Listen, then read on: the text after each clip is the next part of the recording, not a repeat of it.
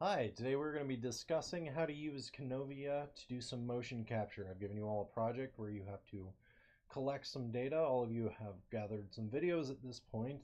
And now it's time to look at how to process that video data and actually use it to get some information out of it. So first of all, I'm going to start off by popping up Kinovea. Now I've already got this loaded up. This should be a screen you're comfortable with. You're going to want to navigate to your video files. Now, I still have everything on my SD card, so hopefully you know where your clips are. I would put them all in the same folder so that you can find them and be able to pull them out that way. To wait for this to load. So, because yeah, I have everybody's videos. The nice thing about going through it this way is that it actually shows you the thumbnails of the videos.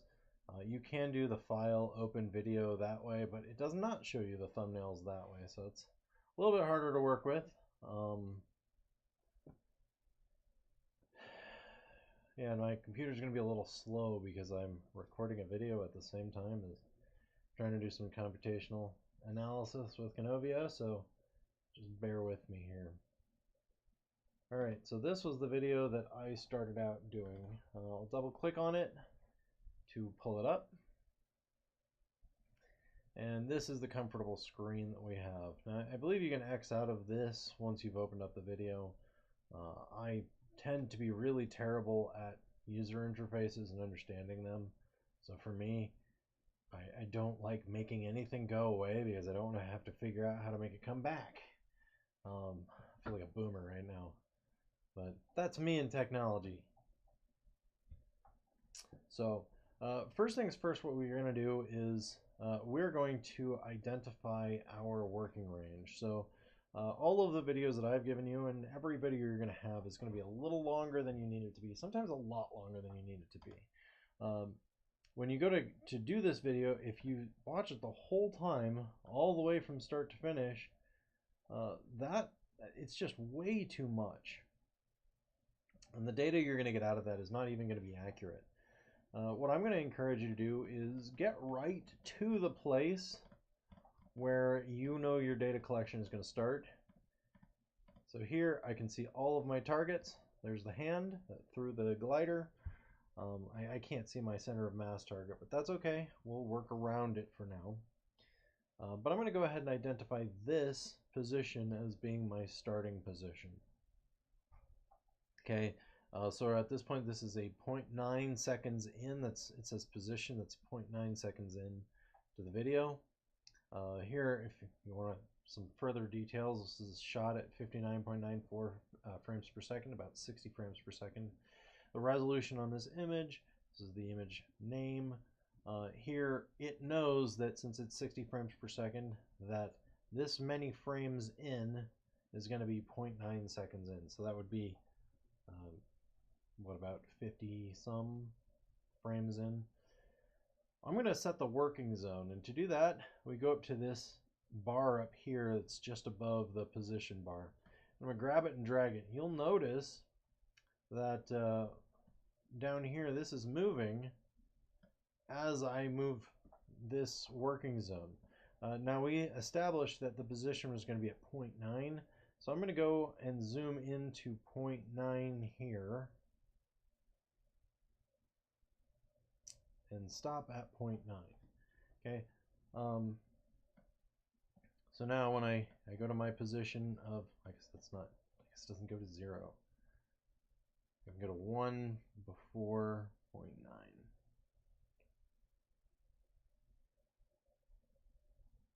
0.88. So there we go. This will be my working position that I can work from. Now I'm going to cut off the last half of the video. To do that, we'll say this point right here is the last point that has the nose of the airplane. That's pretty much the end of my working video. So we'll go ahead and say that that's 0.28. It's 0.28 from 0.88, so a little bit of head maths there, and that should be 1.26 seconds. So Oh, and I guess 0.28 is the duration. So I will jump down to 0.28. And there we go. It's going to do a little bit to process this, but now I am only able, you'll notice when I hit play, it only plays those frames. And it goes really, really fast. So here I've got my speed set at 70%. I'm going to slow it down just a little bit. We have a lot of frames in here, so when I slow it down, keep going. It's still going to be, I mean, it's still a nice video. This will allow me to watch it really well. Okay, so all of this is the setup that we do before we start tracking any points. So now I'm going to go back to the very beginning of the video here, position 0. And I am going to put down 3 markers. There's 2 ways you can do this. You can either right click and click track path. I'm not going to do it that way. Instead, oh, and I forgot, I can right click on this video. I'm going to have to hit mark current time as time origin. That will set this time to time equals 0. And I'm going to say time equals 0 is the first frame when we see this, just see it. We'll make it a little bit easier when we go to output the data. So every time before this will be a negative time, and every time after this will be a positive time. But there's 2 ways we can do it. One is by right-clicking and going to track path, which I don't advise doing, and the other one is to actually grab a marker and go up and place the marker. Now I'm going to place my marker at this tip here. You may have some difficulties tracking the nose of your airplane, so it may be a little easier to track one of the corners of this white area over here. For me, I'm just going to put a marker just inside the nose a little bit. And if I need to, I can always zoom in on it too. There's a magnifying glass that allows you to zoom in if you want to get real fine-tuned into the position there. I'm going to go ahead and click on the nose, and then I'm going to go back here, and there's a target on the tail of the plane that we set up. I'm going to click on that one as well. And so those will represent 2 of my points. Now I'm just going to go ahead and right-click on both of them and say tracking, start tracking, tracking, start tracking. And this will give me a good initial kind of setup into understanding how this is going to work. So now as I step through this, I'll be watching to make sure that those points are staying in the places that I put them. For the most part, I think the program does a pretty good job of it. You'll notice when they jump off, because they jump off pretty far and pretty fast. And then I'll step through to the end of the video, and they tracked the whole way. So that was nice. I'm now at this point going to place another marker. So I still have my marker selected. I'm going to go up and click on the center of mass target right here. Click on it, right click on it, tracking, start tracking. And now I'm going to track backwards. Now if I just hit play, it would actually go all the way through and keep doing this. I like doing it frame by frame because the moment that that target becomes difficult to see, I want to stop tracking. So here, with this frame here, I can see it's already being stopping there. I'm going to go ahead and hit stop tracking. So now it will not, it'll just stay in one place for the remainder of the video. And there we go. That is, we have our 3 markers. Now I don't actually remember what the names of these markers are. So I'm going to go ahead and right click on it, go to configuration. This one is named marker 2. I'm going to change this name to tail and hit enter. And this one over here, I'm going to change its name, configuration, change its name to nose. Hit enter, and then click on this one, configuration, and change this one to COM. Okay, now you could track more points on your plane if you really wanted to. This is just showing you the basics of how to get this started. In a real analysis, you'd probably want a lot more than 3 points, just because some points tend to get covered up by the camera, as we can see earlier on in this video with the glider wing covering up that center of mass target. It's better to track as many targets as you can, because then you can kind of use them to triangulate where other target positions are as needed. Alright, so that is the basics of our tracking. Now we do have to do one thing. We have to set up a line. So I'm going to go ahead and draw a line. Go from here, track along the bottom to here. As I said, you can do your magnifying glass. This one's probably really important for you to make sure that you have a good view. So I'm just, with this zoomed in view, I'm going to see if I can't. Well, it's not letting me blow it up. Zoom 2.5. Oh, it's not showing me my line end. Oh, that's too bad. Delete the magnifying glass. Oh, I just deleted the line. Close magnifier. That's what I was looking for. Okay, so I'm going to go ahead and draw a line. Try to get as close as I can here to here. Okay, and I'll click in both places. And now I'm going to go back to my select tool, and I'll right click on this, and I'm going to do calibrate. And this one's going to be 100 centimeters. It's a meter stick. So, and I'm going to have this define the horizontal axis. So I tracked along what I consider to be pretty horizontal on that meter stick. I'm going to go ahead and say that this defines the horizontal axis and hit apply. Okay, so now that this is calibrated, I can kind of move it out of the way.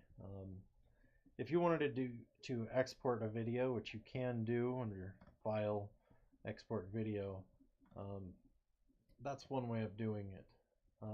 Now what we'll do here is we're going to export some of our data in some different ways. So we have our 3 points. First of all, I'm going to go up to Tools and go down to Linear Kinematics. Now in Linear Kinematics, we have our 3 points. We named those 3 points, so you can kind of tell what they are. Each one of them has a different speed associated with it. Now this is tangential speed, which means it is the total value of the speed vector in both the x and y directions. I don't actually think that you can get, oh yeah, you can get the horizontal velocity or the vertical velocity, but this speed value, it's the tangential speed. Similarly, acceleration, this is the tangential acceleration, or the total net acceleration.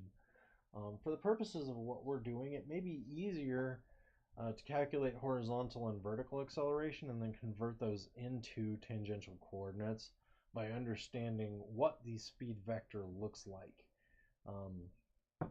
Just to keep that. Here you can get your total distance. Here everything travels approximately the same distance. There's a little bit of skew in the camera, but if you want to track horizontal position or vertical position, acceleration, horizontal acceleration, you can get all of these values really nicely set out of this data. So there we go, and actually that is really pretty for an acceleration curve. So now we can export our data. You could actually export the graph. You may want to include this in your final paper. Just showing some of these graphs. They're pretty looking graphs. You could save those graphs to picture files. Otherwise, we're going to export our data. Go ahead and save to a file. Oop. I do not want acceleration here. I'm going to go with horizontal position and vertical position. I'm going to go ahead and save both of these. So this will be throw 1 horizontal position. Save, and I'll do the same for vertical position. And here we're saving it relative to the absolute time. You'll notice that it starts at 0 because we set our time to be 0. I will do this, and then this will be throw 1 vertical position. Now, you are asked to provide the speed as a tangential vector.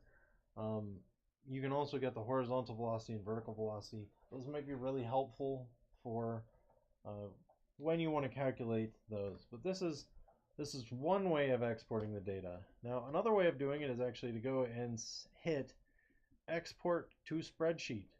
So we can export to a Microsoft Excel spreadsheet. And what this will do, I'll go ahead and pop this open,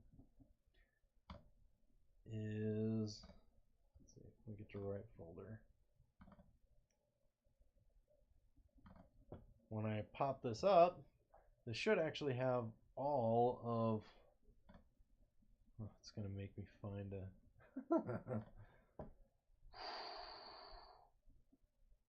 should just change the,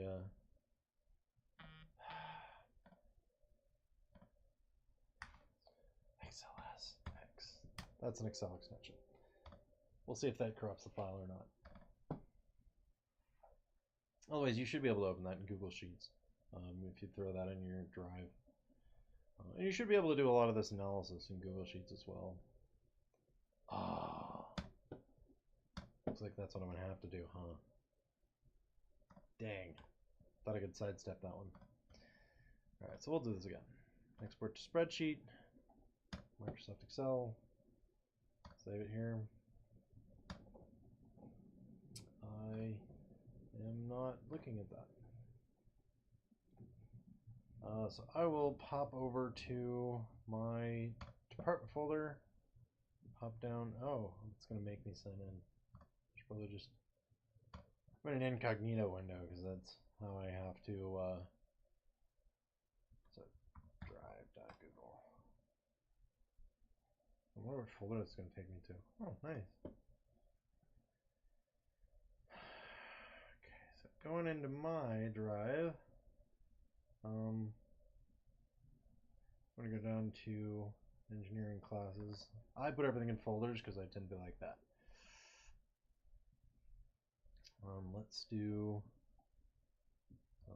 let's have a new folder. And this will be EGR 320.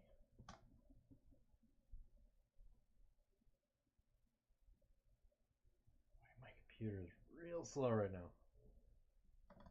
Alright, so I'll pop in here and I'm going to upload my file.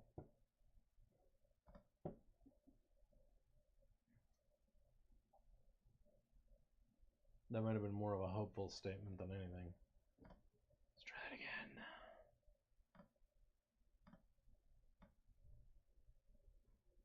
There we go. Okay. And now, if I try to open this, I wonder what this is gonna. It should open. Oh, that's interesting. This most certainly is not Excel data. That's fantastic. I don't even know what it's trying to export there. Huh. So don't do that way. Okay. Here you're going to want to use your tool, linear kinematics. You can also do some scatter diagrams, and there's other different types of diagrams. But your linear kinematics are going to be the ones that are the best for this. Now, a couple of notes. If you want to go save this, you can export video, which this would export the video with all the annotations on it. You can even export it at the frame rate that we selected, which is 13.92%. I wouldn't encourage you to do that unless you really have a good reason to export the video. You may take a couple screenshots from this. That's fine to put into your file, in your presentation, your project, any of those. But what I would encourage you to do is do a save annotations. All of this is going to do is it's going to save all of our markers that we placed, the names of those markers. It's going to save our calibration data. Oh, excuse me. And so I'm going to go ahead and put this into this folder here. I'll call it throw 1. I already saved this at one point.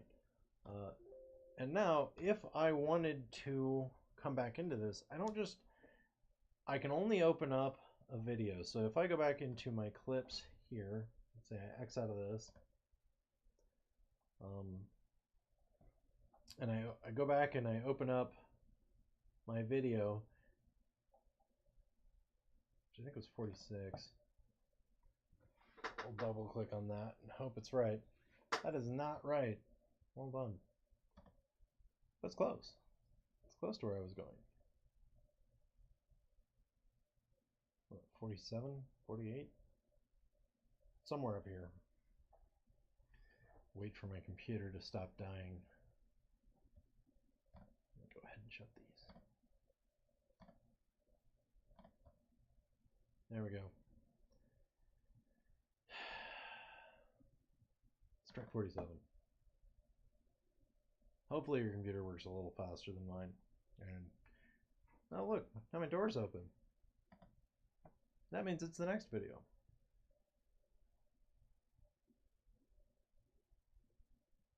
All right, 48.